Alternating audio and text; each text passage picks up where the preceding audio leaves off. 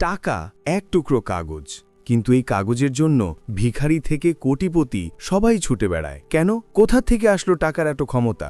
আর জানলে অবাক হয়ে যাবে, ব্যাংক তোমার 1000 টাকা থেকেও 10,000 টাকা বানিয়ে ফেলে, আর তুমি টেরও পাও না। চলো আজ টাকার আসল ইতিহাস আর গোপন খেলা পুরোটা বুঝে নি সহজ ভাষায়। টাকা শুধু কাগজ নয়, এটা নেশা। এটা এমন ভাষা যা পিএইচডি করা মানুষ থেকে শুরু করে অশিক্ষিত নেতা সবাই বোঝে। টাকাই মানুষকে জঙ্গল ছেড়ে আকাশ ছোঁয়া বিল্ডিংয়ে এনেছে। টাকাই বানিয়েছে এমন গাড়ি যা হাওয়ার থেকেও দ্রুত চলে। কিন্তু প্রশ্ন হলো, এত পাওয়ার কোথা থেকে এলো? হাজার হাজার বছর আগে মানুষ লেনদেন করত বিনিময় করে। চালের দরকার হলে কিছু শস্য দিতে হতো, আবার শস্যের দরকার হলে গরু দিতে হতো। কিন্তু এই সিস্টেমে বিশাল সমস্যা ছিল। এক, যার জিনিস তুমি চাও তার তোমার জিনিস লাগবে, এমনটা সবসময় মিলত না। আর দুই, বেশিরভাগ জিনিস নষ্ট হয়ে যেত, পচে যেত, মারা যেত। সুতরাং মানুষ নতুন উপায় খুঁজল। মানুষ ভাবল, যা সবার কাজে লাগে তাই টাকার মতো ব্যবহার করব। তাই গরু, শস্য, তামাক, মদও সবই টাকা হয়ে গেল। কিন্তু এগুলো নষ্ট হয়ে যেত।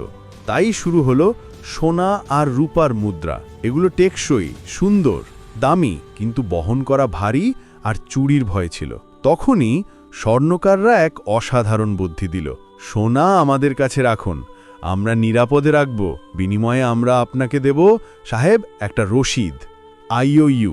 এই কাগজ দেখালেই মানুষ বুঝত, ও এর পেছনে সোনা আছে। কিন্তু মানুষ সোনা তুলতে যেত না, সেই রসিদ দিয়েই লেনদেন চলত।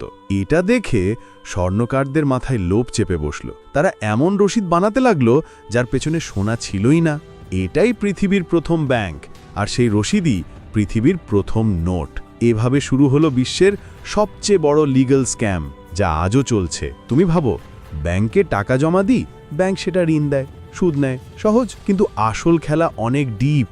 ধরো তুমি ব্যাংকে জমা দিলে 1000 টাকা, ব্যাংক নিয়ম অনুযায়ী 10% রেখে দিল, 100 টাকা।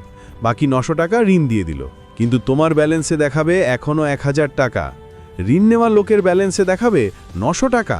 মানে বাজারে 1900 টাকার কেনার ক্ষমতা তৈরি হলো, কিন্তু ব্যাংকের যাচ্ছে বাস্তবে আছে মাত্র 1000 টাকা। ব্যাংক একটা কম্পিউটারে নম্বর টাইপ করেই নতুন টাকা তৈরি করে ফেলে।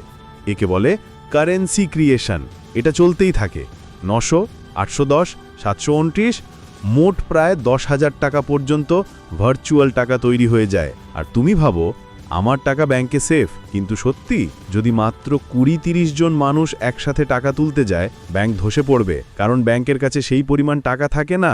বিশ্বে সব অ্যাকাউন্টের ব্যালেন্স যদি 100 টাকা হয়, বাস্তবে ক্যাশ আছে 10 টাকারও কম, বাকিটা শুধু ডিজিট।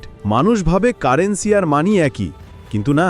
কারেন্সি হচ্ছে লেনদেনের জন্য, মানি হচ্ছে আসল সম্পদ। তোমার ঘরের নোট সরকার চাইলে রাতারাতি বাতিল করতে পারে, কাগজ হয়ে যাবে। এই কাগজের নোট, এই স্ক্রিনের ডিজিট, সবই বিশ্বাসের ওপর দাঁড়িয়ে আছে। পৃথিবীর সবচেয়ে বড় শক্তি টাকা নয়, বিশ্বাস। আর টাকার আসল শক্তি আমাদের বিশ্বাস থেকেই আসে। কিন্তু সোনার দাম কখনো শূন্য হবে না, কোনো সরকার চালাতে পারবে না। এই কাগজের নোট, এই স্ক্রিনের ডিজিট, সবই বিশ্বাসের ওপর দাঁড়িয়ে আছে। পৃথিবীর সবচেয়ে বড় শক্তি টাকা নয়, বিশ্বাস। আর টাকার আসল শক্তি আমাদের বিশ্বাস থেকেই আসে।